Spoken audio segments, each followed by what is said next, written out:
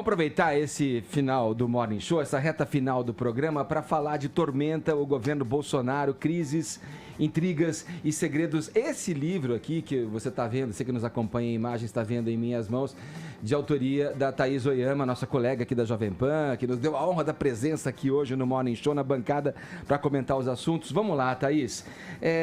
Você escrutinou ali, foi a fundo, né, das questões envolvendo a ascensão de Bolsonaro, o modus operandi do chamado hoje, detectado como bolsonarismo.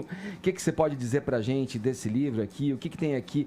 É um compilado das reportagens que você fez? Me explica essa história. Não, não é um compilado, não. Eu fiquei um ano fazendo várias viagens para Brasília, uma vez, uma semana sim, outra semana não, e com o objetivo de mostrar os bastidores do governo, as coisas que não saem no jornal. Então, tem aí várias histórias interessantes e até divertidas de como que é o Palácio da Alvorada por dentro, como é que o Bolsonaro se movimenta lá, hábitos como é que de é o Bolsonaro. fim de semana, hábitos de Bolsonaro, paranoias de Bolsonaro, a vida privada de suspeitas, a vida privada tem também.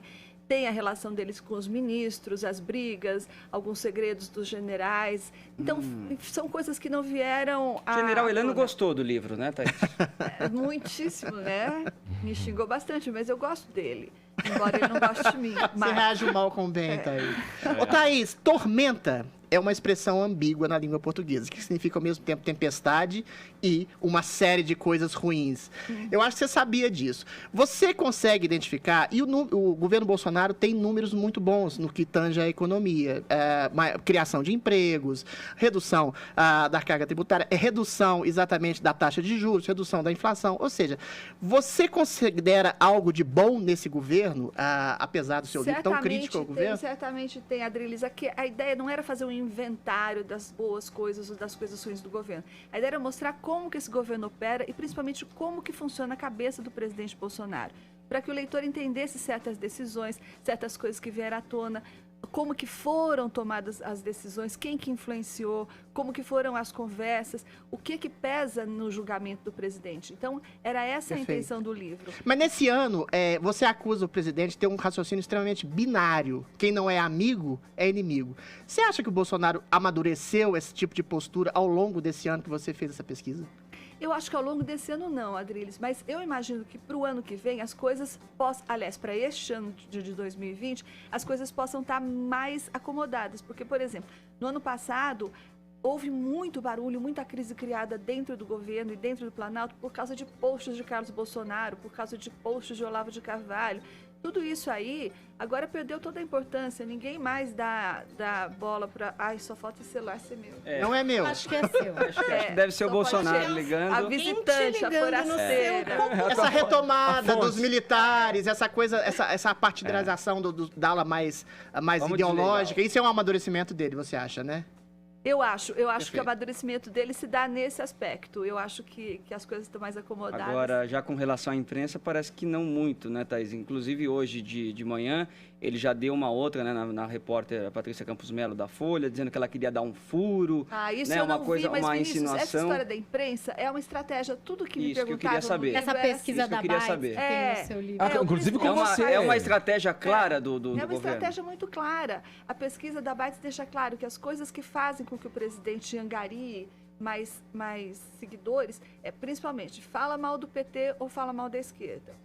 Fala mal da imprensa e fala bem do Moro, da Damares, etc. Então, são essas três coisas, principalmente, que fazem com que ele expanda barbaramente, extraordinariamente, e isso tem importância para ele, né? Essa questão da leitura das redes sociais, é algo sim, que é muito importante. Sim, muito importante para ele. Tanto que agora mesmo ele não levou o Moro lá para o jogo do Flamengo, sim. Agora que ele está aí meio encalacrado com essa história de milicianos e tal, ele pega a Damares e o Moro, que são os dois ministros mais populares dele, e leva para o estádio para o jogo do Flamengo. Então, tem uma estratégia, o livro deixa isso claro também, tem algumas tentativas até um pouco infantis, assim, de se movimentar diante da mídia, em meio à mídia, tentativas de manipular a mídia de um jeito um pouco... Mas a imprensa tem agido de maneira completamente correta com o governo, você acha? Deixa eu rodar, Adriles. Eu acho que a imprensa tem agido de maneira crítica, Adriles, como ela agiu de maneira crítica em relação ao governo PT.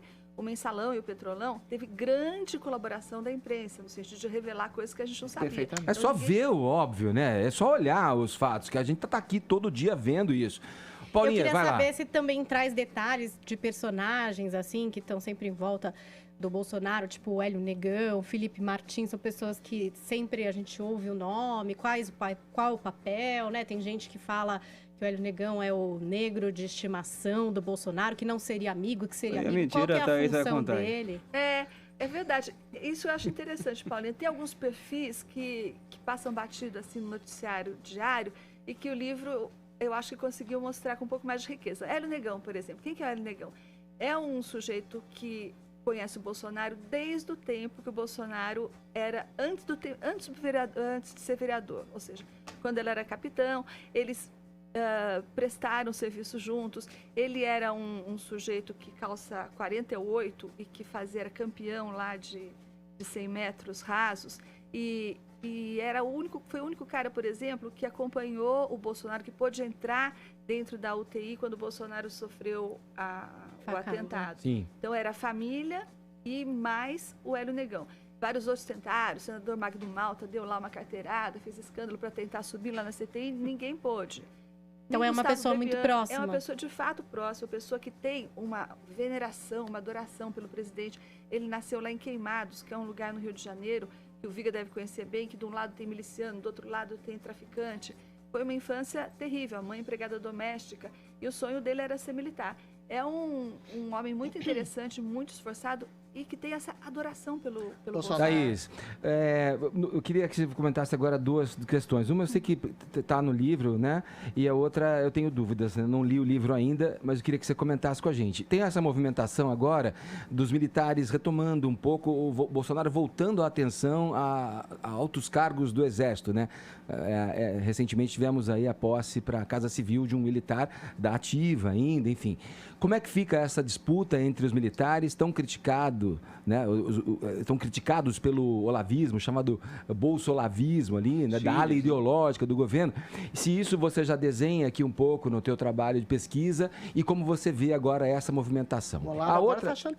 A outra pergunta é com relação ao choro do Moro, aventando ali a possibilidade de um eventual afastamento naquela questão ali do COAF, do Rio de Janeiro, que suspendeu ali as investigações para cima de Flávio Bolsonaro por conta da alegação que não havia a autorização da Justiça.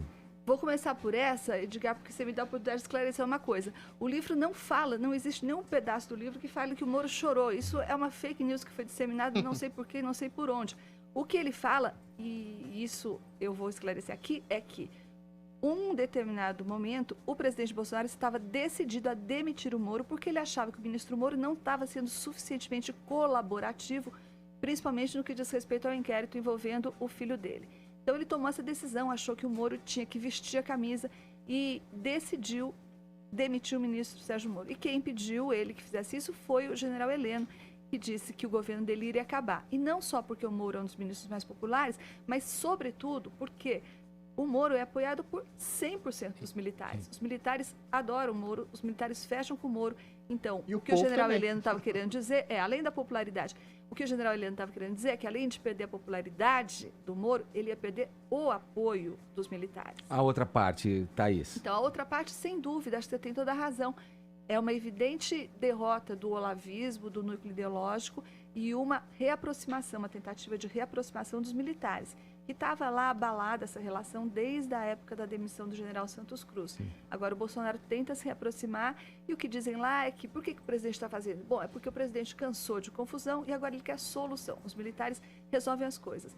Vamos torcer para que isso seja verdade, porque confusão o núcleo ideológico sabe fazer. Thaís, em 30 segundos. Não dá mais, Adriano, não dá mais. Infelizmente, eu tenho que encerrar, a gente tem que tocar aqui ainda mais uma música. Thaís, muito obrigado pela tua presença aqui no Morning Show, para fazer parte dessa nossa conversinha neste programinha de rádio. Muito bom ter você aqui. Eu que agradeço, gostei muito.